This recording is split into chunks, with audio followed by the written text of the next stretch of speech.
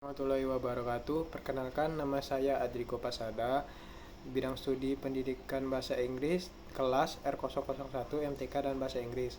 Kali ini saya akan mempresentasikan hasil dari pemahaman saya terhadap topik 1 PPDP atau pemahaman peserta didik dan pembelajarannya. Topik 1 PPDP terdapat mengenal peserta didik terdapat menjadi dua sub-bab, yaitu memaknai belajar dan berkembang dan menilik peserta didik sebagai individu yang unik. Kali ini saya akan membahas subbab 1, yaitu memaknai belajar dan berkembang. Di dalam belajar dan berkembang terdapat dua subbab lagi, yaitu teori belajar dan zona perkembangan. Memaknai belajar dan berkembang, menurut Kamus Besar Bahasa Indonesia KBBI, belajar merupakan sebuah proses pemolehan kepandaian atau ilmu. Selain itu, belajar juga didefinisikan sebagai perubahan tingkah laku atau tanggapan yang diperoleh dari pengalaman di ruang kelas. Proses pembelajaran terjadi ketika seorang individu menunjukkan perubahan perilaku sebagai hasil dari pengalaman belajar yang diperoleh. Sepanjang prosesnya, guru memegang peranan penting untuk memastikan proses belajar tersebut terjadi di ruang kelas. Oleh karena itu, guru perlu memahami strategi sesuai untuk memberikan pengalaman belajar yang sesuai untuk membantu terciptanya perubahan perilaku sebagai hasil dari proses belajar yang dilakukan. Sebelum memahami dan menggunakan strategi-strategi yang mendukung terjadinya proses belajar di kelas, guru hendaklah membekali dirinya dengan beragam teori atau konsep mengenai belajar itu sendiri.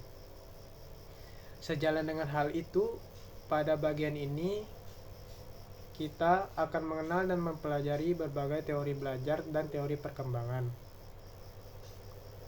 1. Yaitu teori belajar. Teori belajar adalah sekumpulan konsep-konsep dan prinsip-prinsip belajar yang bersifat teoritis dan telah teruji kebenarannya melalui eksperimen yang dilakukan oleh para ahli. Teori pembelajaran sangat menentukan bagaimana proses pembelajaran akan terjadi dengan mempelajari teori belajar. Seorang guru dapat memahami tata cara dan pengaplikasian konsep-konsep yang berperan penting dalam kegiatan pembelajaran. Sebagai contoh, guru dapat menentukan RPP atau rencana pembelajaran sesuai karakteristik peserta didiknya di dalam kelas, dan menentukan penilaian yang mampu mengukur kemampuan setiap peserta didiknya secara menyeluruh. Pada dasarnya, setiap teori belajar memiliki tujuan yang sama, yaitu mewujudkan pendidikan yang mampu membekali peserta didik pengetahuan dan keterampilan untuk dapat bersaing dan terus mengikuti perkembangan zaman. Sayangnya, tujuan tersebut seringkali sulit tercapai karena terjadi miskonsepsi mengenai pemahaman tentang esensi dan hubungan masing-masing teori belajar. Sebagian peserta didik kerap kali menganggap masing-masing teori belajar merupakan satu pemikiran yang terpisah dari pemikiran lainnya. Hal tersebut akhirnya menimbulkan anggapan bahwa teori satu lebih unggul atau lebih lemah dari teori lainnya. Sebelum memahami lebih lanjut mengenai teori belajar, guru juga perlu mengetahui bagaimana bahwa teori belajar bukan pemikiran yang terpisah atau terkotak-kotak. Sebaliknya, teori belajar merupakan hasil pemikiran yang terus berkembang. Dengan kata lain, teori ini hadir sebagai kisah yang berkelanjutan dalam rentang waktu tertentu dan saling melengkapi satu sama lain. Setiap teori belajar yang muncul merupakan bentuk kritik atau perbaikan terhadap pemikiran terhadap teori sebelumnya. Oleh karena itu, kita sebagai calon guru perlu memiliki pola pikir yang terbuka untuk mampu memilah setiap praktik baik pada teori berikut dan konsekuensinya dalam proses pembelajaran. Terdapat 4 teori belajar, yaitu yang pertama teori belajar behavioristik, yang kedua teori belajar sosial kognitif, yang ketiga yaitu teori belajar konstruktivisme, dan keempat yaitu teori belajar humanistik. Saya akan menjelaskan dari teori belajar yang pertama, yaitu teori belajar behavioristik. Teori belajar behavioristik adalah teori belajar yang berfokus pada perubahan perilaku peserta didik sebagai hasil dari proses pembelajaran. Menurut teori ini, perubahan perilaku peserta didik disebabkan oleh adanya interaksi antara stimulus dan respon. Stimulus tersebut berupa lingkungan belajar peserta didik, baik bersifat internal maupun eksternal. sedangkan respon merupakan reaksi fisik terhadap rangsangan atau stimulus yang diterima tersebut. Berdasarkan sudut pandang teori behavioristik, hal yang terjadi di antara stimulus dan respon dianggap tidak penting untuk diperhatikan karena tidak dapat diamati dan tidak dapat diukur. Dengan kata lain, teori belajar ini menjelaskan bahwa merupakan perubahan perilaku yang dapat diamati, diukur, dan dinilai secara konkret. Faktor lain yang dianggap penting oleh aliran behavioristik adalah faktor penguatan atau reinforcement. Penguatan adalah beragam hal yang dapat memperkuat timbulnya respon. Bila penguatan ditambahkan atau menjadi positive reinforcement, maka respon akan semakin kuat. Begitu juga bila penguatan dikurangi, negative reinforcement, respon pun akan tetap dikuatkan. Ciri-ciri teori belajar behavioristik. Secara psikologi, teori belajar behavioristik juga dikenal sebagai teori pembelajaran yang berfokus pada tingkah laku sebagai hasil dari pengkondisian lingkungan. Berikut ini adalah ciri-ciri teori belajar behavioristik. Yang pertama yaitu mementingkan pengaruh lingkungan. Yang kedua yaitu mementingkan bagian-bagian atau elementalistik. Ketiga yaitu mementingkan peranan aksi. Yang keempat mengutamakan mekanisme terbentuknya hasil belajar melalui prosedur, stimulus, dan respon. Yang kelima yaitu menentukan peranan kemampuan yang sudah terbentuk sebelumnya. Yang keenam yaitu mementingkan pembentukan kebiasaan melalui latihan dan pengulangan. Keenam yaitu memunculkan perilaku. Yang ketujuh yaitu memunculkan perilaku yang diinginkan sebagai hasil teori proses belajar. Kelebihan-kelebihan teori belajar behavioristik. Teori behavioristik mampu menumbuhkan kebiasaan para guru untuk bersikap jeli dan peka terhadap situasi dan kondisi belajar. Hal ini dikarenakan teori belajar behavioristik mementingkan pengaruh lingkungan dalam proses pembelajaran. Teori behavioristik mampu membentuk suatu perilaku yang diinginkan dengan pengkondisian yang dilakukan. Teori behavioristik mampu mengoptimalkan bakat dan kecerdasan peserta didik yang sudah terbentuk sebelumnya melalui kegiatan pengulangan dan pelatihan yang berkesinambungan. Menurut teori belajar behavioristik, kegiatan pengulangan dan pelatihan tersebut berfungsi sebagai proses penguatan untuk pengoptimalan kemampuan peserta didik agar semakin terampil. Teori behavioristik mampu menghasilkan suatu perilaku yang bersifat konsisten terhadap bidang tertentu. Hal ini dapat dicapai dengan menyusun materi ajar secara hierarkis dalam bentuk bagian-bagian kecil, dari yang sederhana sampai pada yang kompleks. Teori behavioristik mampu mengganti stimulus yang satu dengan stimulus yang lainnya, dan seterusnya sampai respon yang diinginkan muncul. Teori behavioristik mampu membantu guru mengembangkan keterampilan belajar peserta didik yang meliputi berfokus pada kecepatan, spontanitas, dan daya tahan melalui praktik pembiasaan. Teori behavioristik juga dapat diterapkan untuk anak yang masih membutuhkan dominasi peran orang dewasa, memerlukan pengulangan dan pembiasaan, berada pada tahapan suka meniru, dan membutuhkan bentuk-bentuk penghargaan langsung. Tentu saja hal ini dapat merujuk pada tahapan perkembangan dan kesiapan belajar anak. Kekurangan teori belajar behavioristik. Teori belajar behavioristik cenderung membatasi kreativitas, produktivitas, dan imajinasi peserta didik. Teori behavioristik bersifat teacher-centered atau hanya berpusat pada guru. Peserta didik bersifat pasif karena hanya mengikuti instruksi-instruksi yang diberikan oleh guru. Teori belajar behavioristik membuat pembelajaran menjadi cenderung monoton karena proses belajar yang berfokus pada pengulangan untuk membentuk kebiasaan belajar. Teori behavioristik masih menggunakan hukuman dan penghargaan untuk membentuk perilaku peserta didik. Hal ini tentu saja dapat berdampak negatif pada perubahan perilaku peserta didik. Salah satu contohnya adalah memberi hukuman peserta didik yang melanggar aturan. Teori belajar behavioristik tidak mengakomodir kondisi belajar yang kompleks karena hanya beracuan pada stimulus dan respon. Tokoh-tokoh dalam teori belajar behavioristik yaitu teori belajar koneksionisme dengan tokoh Edward Von Thorndike, teori belajar classical conditioning dengan tokoh Ivan Pavlov, teori belajar descriptive behaviorism atau operant conditioning dengan tokoh Brutus Frederick Skinner. Contoh penerapan teori belajar behavioristik di kelas. Beberapa kegiatan di kelas yang dapat dikategorikan sebagai penerapan teori belajar behavioristik antara lain sebagai berikut. Menyusun materi atau bahan ajar secara lengkap, mulai dari materi sederhana sampai kompleks. Guru lebih cenderung lebih mendominasi kegiatan pembelajaran dengan memberikan banyak instruksi selama mengajar. Guru memberikan banyak pengulangan pembelajaran berupa latihan agar terbentuk perilaku atau pembiasaan seperti yang diinginkan. Guru dituntut memiliki evaluasi berdasarkan perilaku yang terlihat. Guru dituntut memiliki kemampuan memberikan penguatan atau reinforcement baik dari sisi positif dan negatif. Selanjutnya yaitu teori belajar sosial kognitif. Teori belajar sosial kognitif adalah teori yang muncul setelah teori belajar behavioristik. Teori kognitif sosial yang dikemukakan oleh Albert Bandura ini lahir berdasarkan kritik atas teori yang dikembangkan oleh ahli-ahli behavioristik. Menurut Albert Bandura, walaupun prinsip belajar cukup menjelaskan dan meramalkan perilaku, namun prinsip tersebut harus memperhatikan suatu fenomena yang diabaikan oleh paradigma behaviorisme, yaitu manusia mempunyai kemampuan berpikir dan mengatur tingkah lakunya sendiri. Bandura merumuskan teori belajar sosial dengan mengakomodasi kemampuan kognitif manusia dalam berpikir dan belajar melalui pengamatan sosial. Agar lebih mudah dalam memahami teori sosial kognitif. Konsep teori sosial kognitif yaitu faktor lingkungan sangatlah mempengaruhi perilaku dan sebaliknya.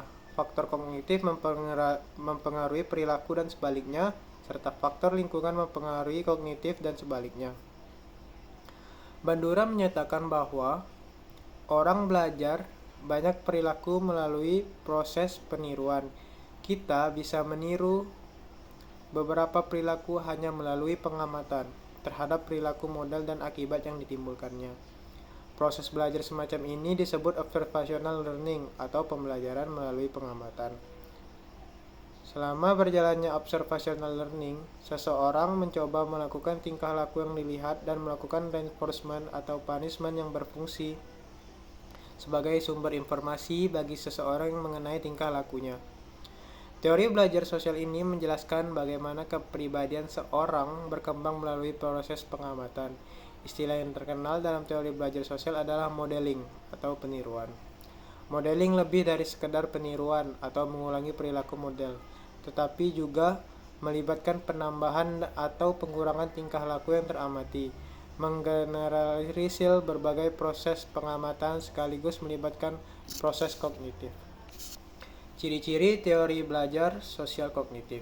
Seperti yang disebutkan sebelumnya, teori belajar sosial kognitif menekankan pentingnya proses mengamati, mencontoh, dan meniru perilaku, sikap, atau reaksi emosional orang lain dalam proses belajar.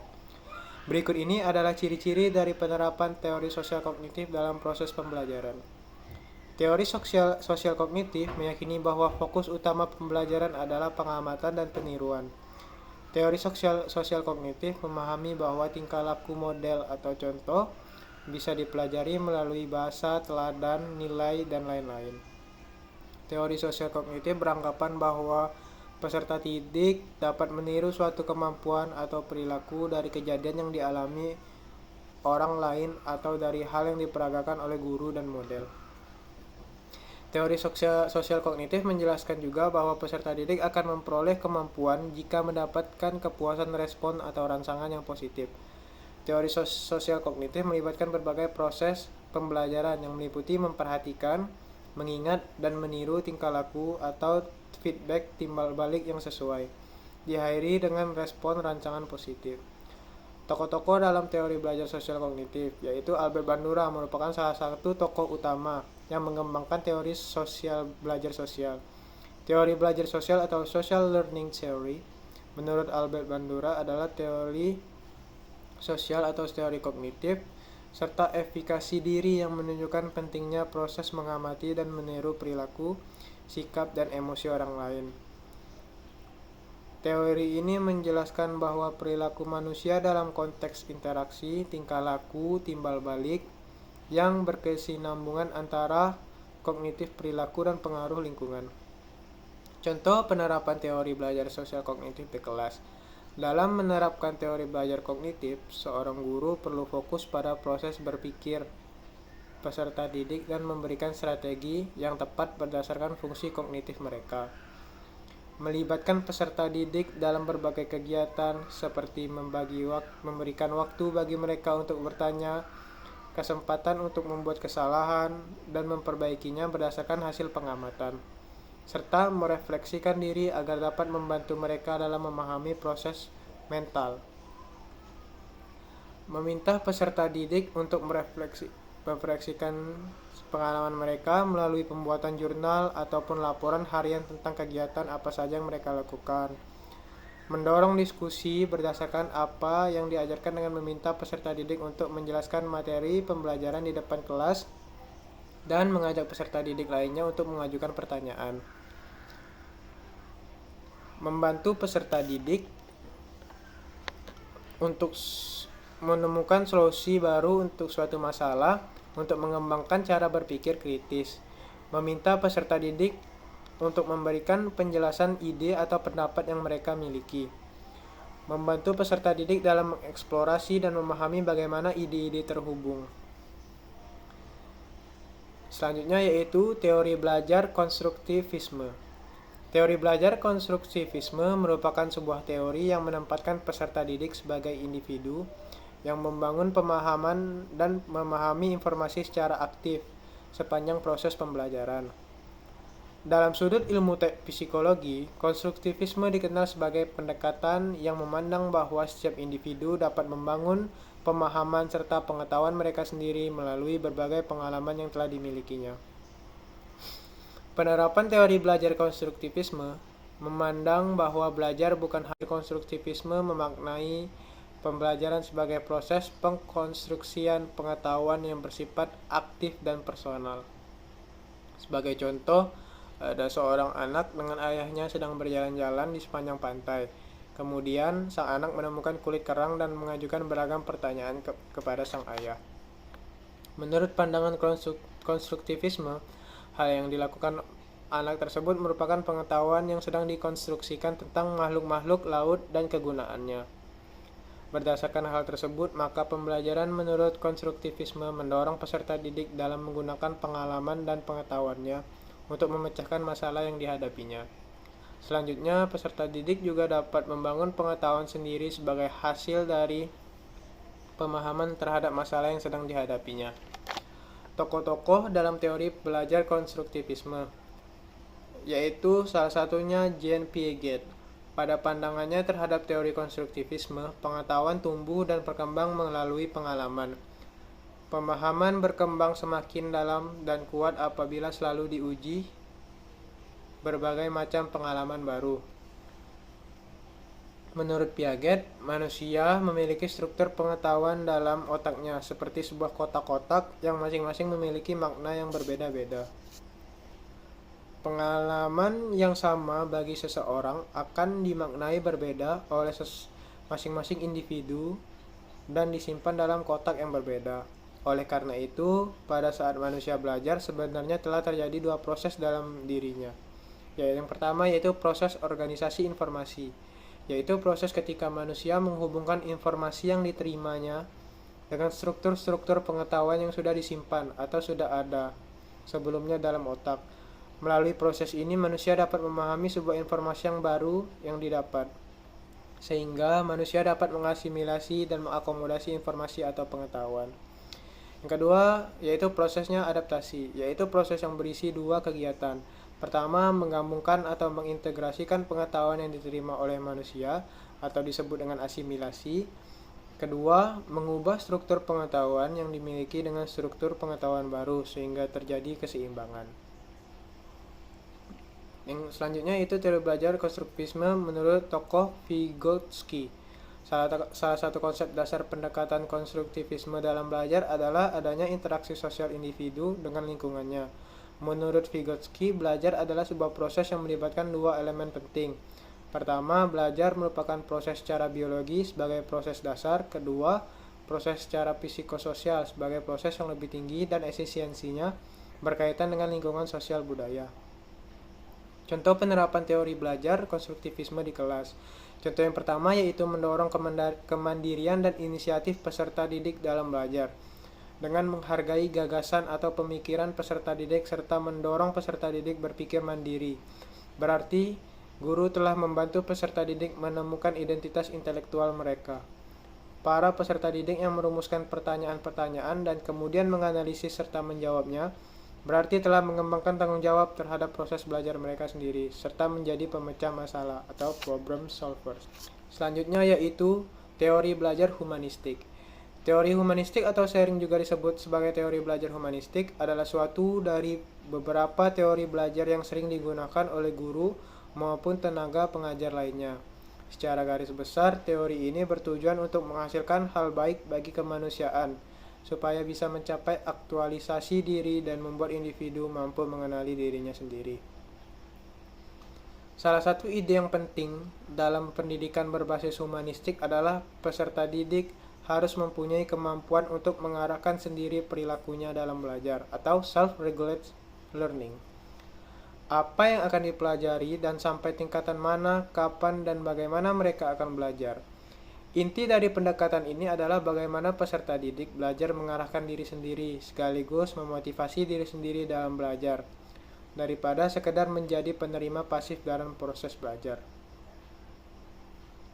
Tokoh-tokoh dalam teori belajar humanistik, yaitu teori belajar tentang hierarki kebutuhan manusia oleh Abraham Maslow, teori belajar berdasarkan kepribadian manusia oleh Carl Rogers, teori belajar control theory berdasarkan William Glasser. Contoh penerapan teori belajar humanistik di dalam kelas. Teori belajar humanistik dalam pembelajarannya dapat digunakan dalam bentuk menentukan langkah-langkah pembelajaran dan pelaksanaan rencana pembelajaran. Pada awal kegiatan belajar, guru mengidentifikasi kemampuan peserta didik dengan melakukan pengamatan atau penilaian awal. Selanjutnya yaitu teori perkembangan. Pada dunia pendidikan dan pengajaran, yang menjadi fokus perhatian adalah peserta didiknya. Sebagai seorang guru atau pengelola pendidikan, kita perlu mempelajari dan memahami dengan baik tentang pertumbuhan dan perkembangan setiap peserta didik. Kita bertanggung jawab atas banyak ragamnya variasi peserta didik di dalam kelas. Perkembangan merupakan proses perubahan dalam pertumbuhan pada suatu waktu sebagai fungsi kematangan interaksi dengan lingkungannya. Perkembangan secara keseluruhan mengikuti periodisasi yang teratur dimulai dari masa pranatal, masa bayi, masa kanak-kanak, masa remaja, dan masa dewasa, yang diikuti tahun perkembangan kemampuan fungsi fisik sebagai akibat dari proses kematangan. Kematangan sendiri mengacu pada runtutan pertumbuhan secara alamiah atau pertumbuhan jasmani. Perkembangan fisik. Perkembangan fisik masa sebelum lahir merupakan pertumbuhan dan perkembangan individu yang sangat kompleks, karena pada masa ini adalah awal terbentuknya organ-organ tubuh dan tersusunnya jaringan saraf manusia. Pertumbuhan fisik individu berlangsung sampai masa dewasa, yang secara langsung maupun tidak langsung akan mempengaruhi perilaku individu. Perkembangan fisik individu mencakup beberapa aspek, diantaranya satu, sistem saraf yang sangat mempengaruhi perkembangan kecerdasan dan emosi. Yang kedua yaitu otot-otot yang mempengaruhi perkembangan kekuatan dan kemampuan motorik. Dan yang ketiga yaitu kelenjar endokrin yang menimbulkan munculnya pola perilaku baru. Perkembangan fisik masa bayi. Kematangan fisik pada masa bayi terlebih dahulu pada bagian kepala, perkembangan kekuatan dan kemampuan motorik. Dan yang ketiga yaitu kelenjar endokrin yang menimbulkan munculnya pola perilaku baru. Perkembangan fisik masa bayi. Kematangan fisik pada masa bayi terlebih dahulu pada bagian kepala dan berlanjut pada bagian tubuh lainnya. Bayi baru lahir sudah mampu menggerakkan bibir, mata, kemudian mampu menggerakkan tangan dan kaki, serta anggota tubuh ke kanan dan ke kiri. Masa bayi mempunyai gerakan spontan dan refleks yang mendominasi gerakan terus-menerus berkembang. Selanjutnya yaitu perkembangan fisik masa kanak-kanak. Perkembangan fisik pada masa ini merupakan kelanjutan dari perkembangan awal anak-anak.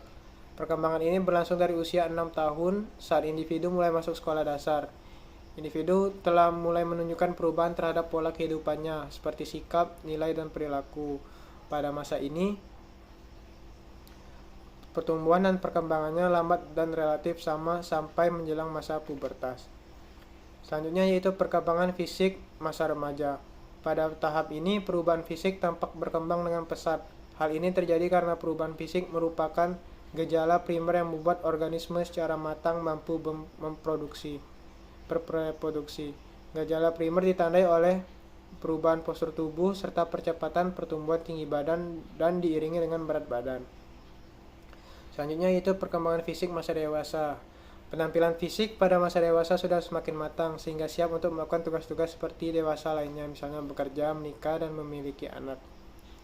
Selanjutnya itu perkembangan sosial emosional. Ketika membahas perkembangan sosial emosional, kita akan fokus pada dua teori utama, yaitu ekologi menurut Bronfenbrenner dan teori perkembangan rentang hidup menurut Erik Erikson.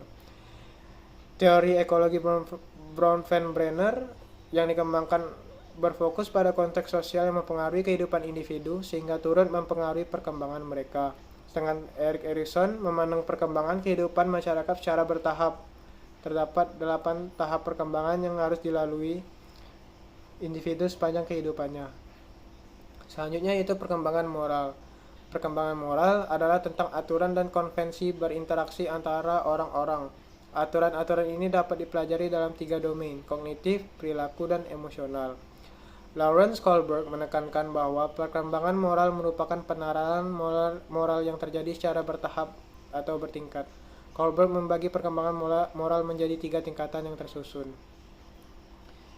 B. Menilik peserta didik sebagai individu yang unik. Agar pembelajaran menjadi efektif, maka penting bagi pendidik untuk mengetahui dengan jelas bagaimana gambaran peserta didik yang ada di dalam kelas. Karakter peserta didik diartikan sebagai ciri, tabiat, watak, dan kebiasaan yang dimiliki oleh seseorang yang sifatnya relatif tetap. Suatu proses pembelajaran akan dapat berlangsung secara efektif atau tidak sangat ditentukan oleh seberapa tinggi tingkat pemahaman pendidik terhadap karakteristik peserta didiknya. Selanjutnya itu latar belakang peserta didik, etnik. Pada sekolah dan kelas yang kita mungkin saja dapat terdapat peserta didik multi-etnik atau suku bangsa. Seperti dalam suatu kelas sekarang terdiri dari peserta didik etnik Jawa, Sunda, Madura, Minang, dan Bali. Seorang pendidik yang menghadapi peserta didik hanya satu etnik tentunya tidak sesulit yang multi-etnik. Kedua yaitu budaya atau kultural. Peserta didik kita sebagai anggota suatu masyarakat memiliki budaya tertentu. Sudah barang tertentu menjadi pendukung budaya tersebut. Budaya kita sangatlah beragam seperti kesenian, kepercayaan, norma, kebiasaan, dan adat istiadat.